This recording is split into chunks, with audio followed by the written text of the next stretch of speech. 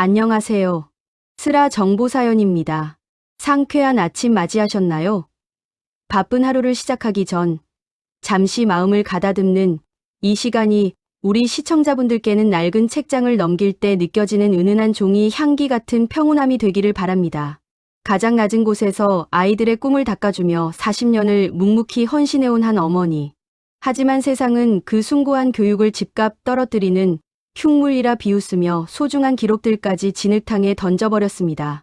자신의 이익을 위해 타인의 평생을 쓰레기 취급했던 오만한 자에게 돌아온 세상에서 가장 묵직하고도 통쾌한 인연의 보답. 지금부터 진정한 품격이 어디에서 오는지 보여주는 기적 같은 이야기를 시작합니다.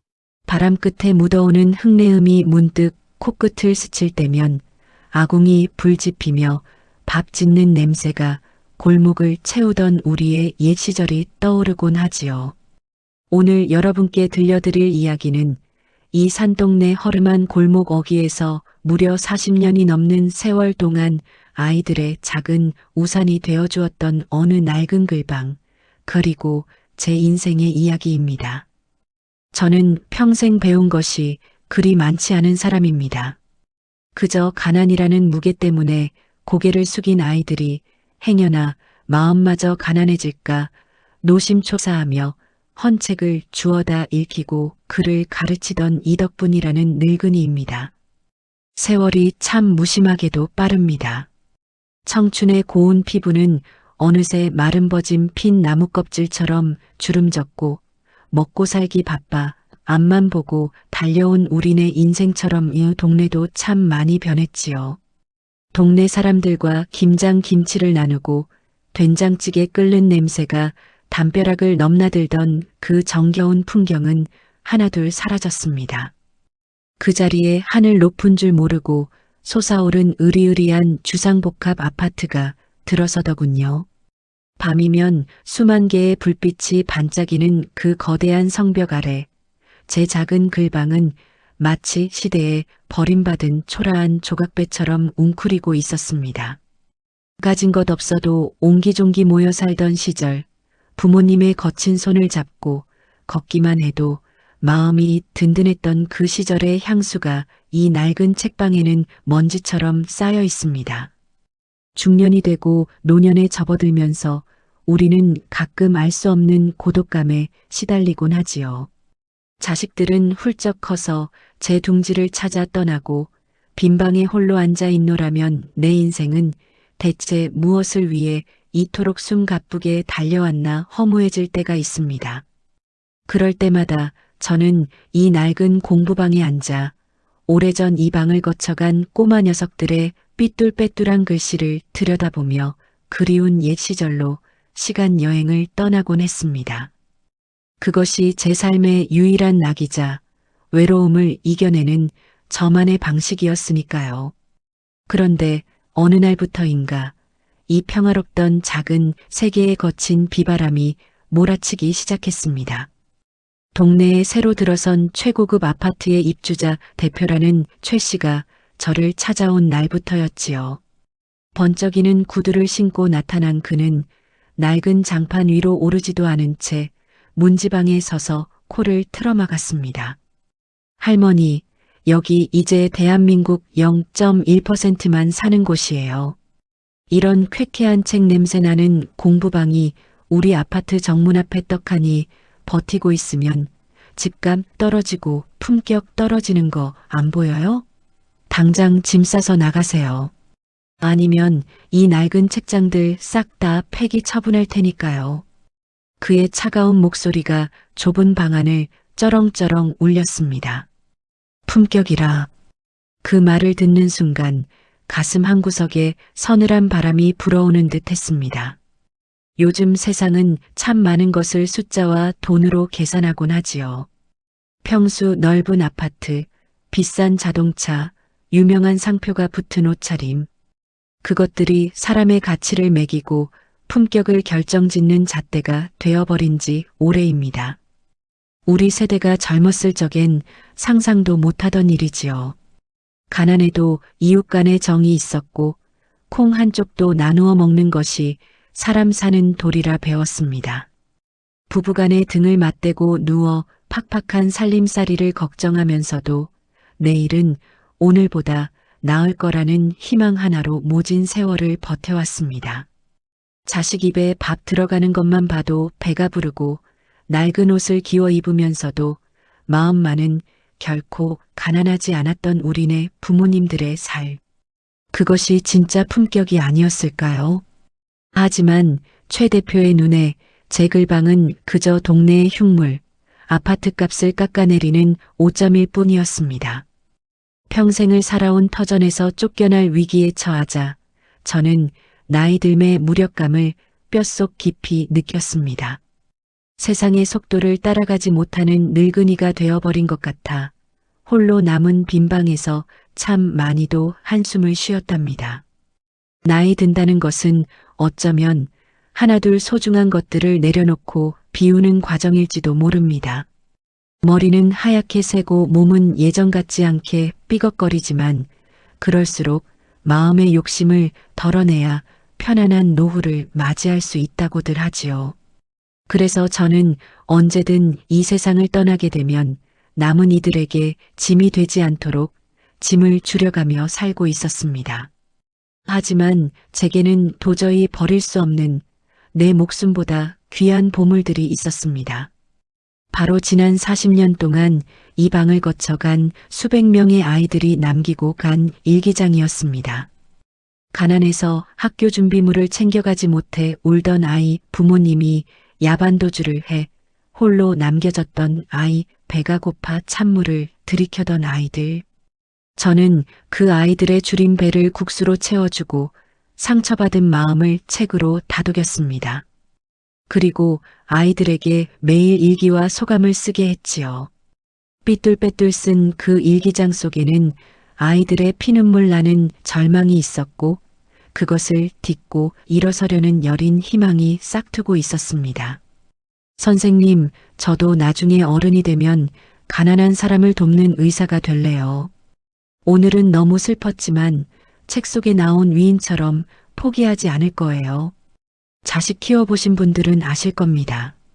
자식이 첫걸음마를 떼던 날의 감격, 옹알이하며 처음 엄마 아빠를 불렀을 때의 그 벅찬 환희를요. 부모는 자식의 그런 작은 흔적조차 평생 가슴에 품고 살아갑니다. 저에게 그 일기장들은 바로 그런 것이었습니다.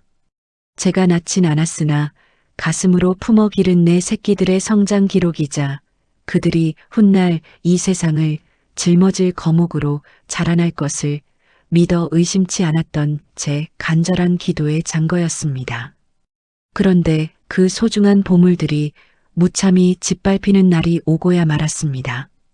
비가 억수같이 쏟아지던 어느 날 최 대표가 용역 사람들을 이끌고 들이닥쳤습니다.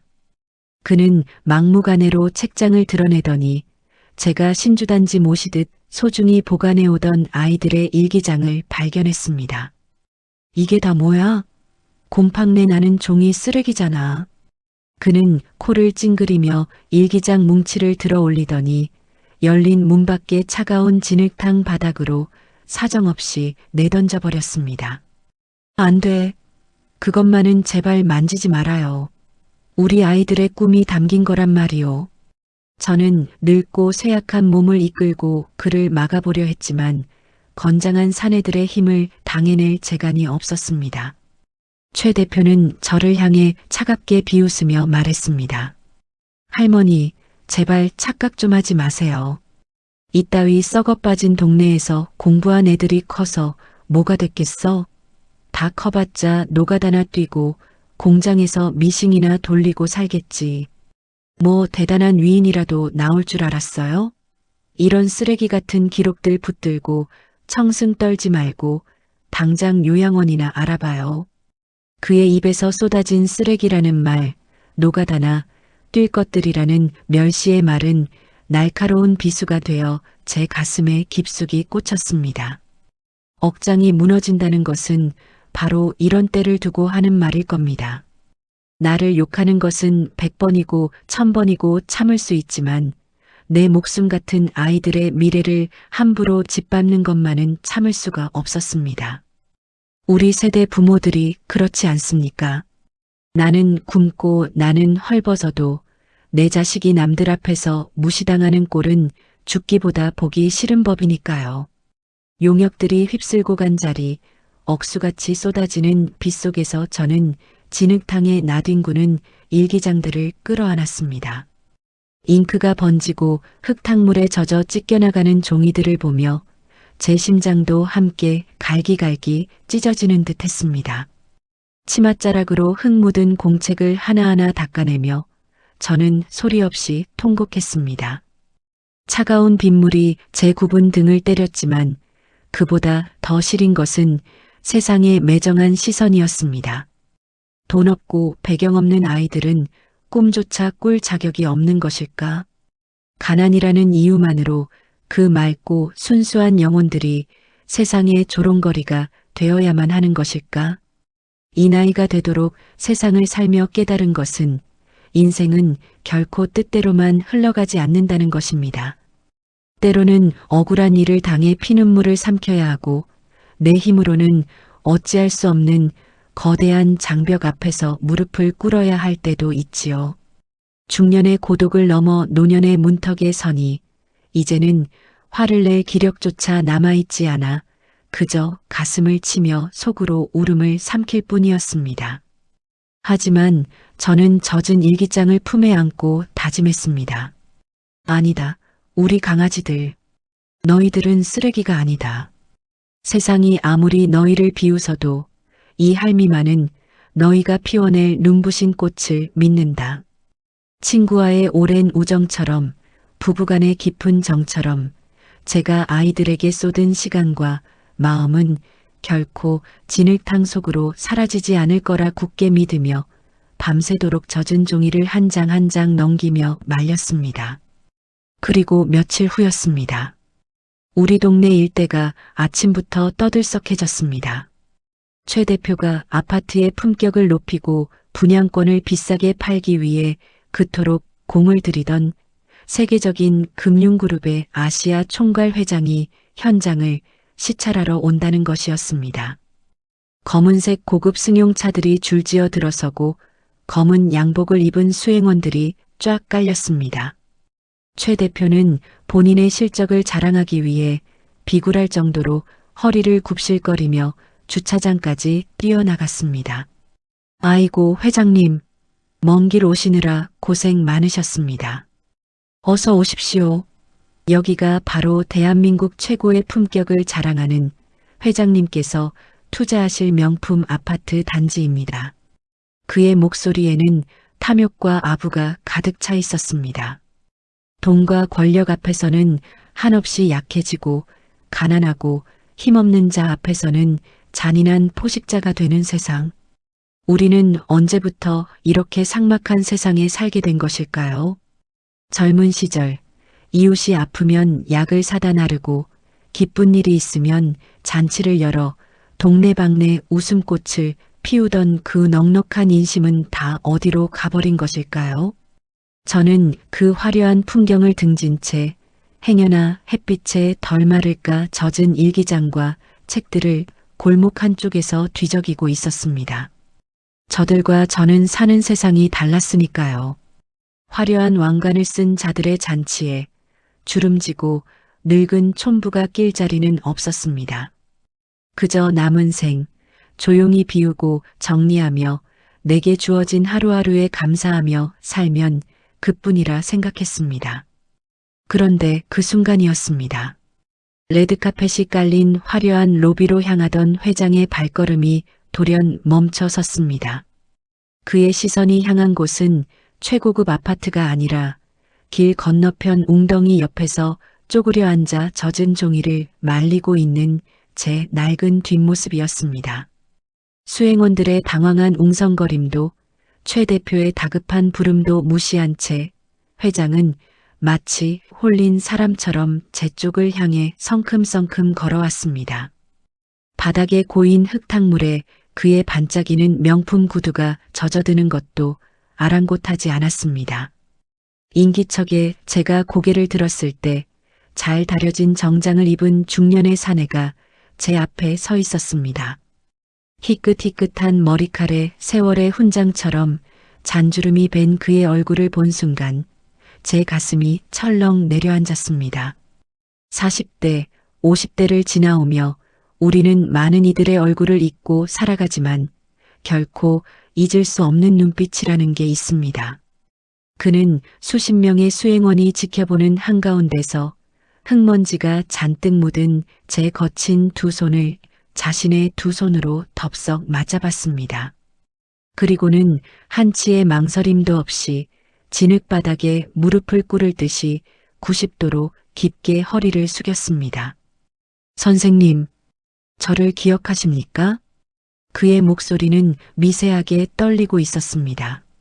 30년 전 술 주정뱅이 아버지의 폭력을 피해 도망쳐 나와 신발도 없이 빗속을 헤매던 어린아이가 있었습니다. 가난이 지긋지긋해 차라리 죽어버리겠다며 악을 쓰던 그 녀석의 손을 잡고 따뜻한 국밥 한 그릇을 먹여주셨지요. 그리고 낡은 위인전 한 권을 손에 쥐어주시며 말씀하셨습니다. 그가 고개를 들었을 때 세계를 쥐락펴락한다는 그 거물 회장의 눈에는 굵은 눈물이 볼을 타고 흐르고 있었습니다. 영철아, 너는 이 세상의 주인이 될 아이다. 가난은 내 잘못이 아니야. 이 책 속의 영웅들처럼 너도 언젠가 세상을 호령하는 큰 나무가 될 거다. 선생님, 저 영철이입니다. 30년 전 선생님이 건네주신 그 낡은 책 한 권, 그리고 저를 믿어주셨던 그 따뜻한 말씀 한마디가 저를 살렸습니다. 제가 오늘날 이 자리에 설 수 있었던 건 모두 선생님 덕분입니다. 그 말을 듣는 순간 제 귓가에는 30년 전 그 비오는 날의 빗소리가 다시 들려오는 듯 했습니다. 눈동자에 도끼가 가득했던 상처투성이 소년. 그 소년이 이토록 장성하여 중년의 멋진 신사가 되어 제 앞에 나타난 것입니다. 부모와 자식 간의 천륜도 끊어지는 험한 세상이라지만 진심으로 맺어진 인연은 세월의 강물을 거슬러 이렇게 기적처럼 다시 만나는 법인가 봅니다. 저는 떨리는 손으로 영철이의 젖은 뺨을 어루만지며 하염없이 눈물을 흘렸습니다. 그 아름다운 해후의 순간 가장 경악한 것은 바로 최 대표였습니다. 그는 사색이 되어 입을 다물지 못했습니다. 자신이 거지 소굴이라며 짓밟고 멸시했던 공부방의 늙은이가 사실은 자신이 목숨줄처럼 매달리던 세계 금융계 거물의 정신적 지주였다는 사실을 꿈에도 몰랐던 것이죠. 영철이는 제 주변에 널브러진 흙 묻은 책들과 일기장들을 천천히 둘러보았습니다. 그리고 그것이 어떻게 된 영문인지 묻지도 않고 짐작한 듯 최 대표를 향해 고개를 돌렸습니다. 회장의 안색은 조금 전에 따뜻함을 거두고 서늘한 겨울바람처럼 변해 있었습니다. 최 대표, 당신은 아까 나에게 이곳이 대한민국 최고의 품격을 자랑하는 곳이라 했지. 회장의 낮고 위험 있는 목소리가 정적을 깼습니다. 당신은 품격을 말하지만 진짜 품격이 무엇인지 전혀 모르는군. 돈으로 칠갑을 한 대리석 바닥이 품격이 아니오. 사람을 사람으로서 존중하고 약자의 미래를 응원하는 따뜻한 마음. 그것이 진짜 품격이오. 내 스승님의 진심을 진흙탕에 처박고 짓밟은 자가 운영하는 이런 천박한 아파트에는 단 1원도 투자할 수 없소. 당신 회사와의 모든 금융 협약은 이 시간부로 전면 무효요. 그 한마디는 천둥번개처럼 내리쳤습니다. 결국 최 대표는 그날의 일로 투자 유치에 실패한 책임을 지고 대표직에서 불명예스럽게 쫓겨나고 말았습니다. 아파트 주민들 사이에서도 무식한 갑질꾼으로 낙인 찍혀 더 이상 동네에서 고개를 들고 다니지 못하다가 짐을 싸서 몰래 떠났다고 들었습니다. 참으로 허망한 결말이지요. 인생의 후반전에 접어들면 우리는 알게 됩니다. 권력도 재물도 젊음도 결국은 스쳐 지나가는 바람일 뿐이라는 것을요. 근본을 모르는 자가 자신의 이기심만으로 쌓아 올린 성은 아무리 높고 화려해도 결국 모래성에 불과합니다. 타인의 눈물 위에서 얻은 행복은 결코 오래갈 수 없다는 것. 이것이 자연의 섭리이자 인생의 이치입니다. 건강을 잃고 노후를 걱정하며 하루하루 살아가는 우리네 처지에 남은 욕심이 있다면 그저 주변 사람들과 웃으며 밥 한 끼 나누고 등 두드려주며 따뜻한 말 한마디 건네는 것. 비워낼수록 가벼워지고 나눌수록 충만해지는 삶. 그것이 진짜 남는 장사라는 것을 최 대표는 너무 늦게 깨달은 것일지도 모릅니다. 영철이는 제게 큰 돈을 주겠다. 좋은 저택으로 모시겠다. 고집을 피웠지만 저는 다 거절했습니다. 갈 날이 얼마 남지 않은 늙은이가 돈이 무슨 소용이 있겠습니까? 대신 영철이는 전 세계에서 각자의 몫을 해내며 성공한 옛 제자들을 수소문해 연락을 취했습니다. 그리고 그 아이들이 십시일반 마음을 모아 제 낡은 글방 자리에 크고 아름다운 도서관 박물관을 세워주었습니다. 지금 저는 그 도서관의 볕 잘 드는 창가에 앉아 있습니다. 진흙탕에 구르던 40년치의 일기장들은 제자들의 손을 거쳐 예쁘게 복원되어 도서관 한쪽 벽면을 가득 채운 박물관의 보물이 되었습니다. 삐뚤빼뚤한 글씨체 옆에는 그 글을 썼던 꼬마들이 자라 의사가 되고 판사가 되고 훌륭한 아버지와 어머니가 되어 보내온 감사 편지들이 함께 걸려 있지요. 요즘도 저는 세계각지에서 제자들이 보내온 새로운 책들로 우리 동네의 더 많은 아이에게 꿈을 읽어주며 살아갑니다. 돈이나 신분이 아니라 아이들의 미래를 믿어준 진심한 조각, 그 따뜻한 눈빛 한 번이 어떻게 한 사람의 인생을 구원하고 세상을 바꾸는지 저는 제 남은 생을 바쳐 온 세상에 보여주고 싶습니다. 사랑하는 여러분, 세월이 흘러 흰머리가 늘어가고 거울 속 주름진 내 모습에 서글퍼질 때가 있으신가요? 자식들은 내 품을 떠나고 세상은 나를 뒤로 한 채 너무 빨리 달려간다고 느껴지실 때가 있나요? 그럴 때면 기억해 주십시오.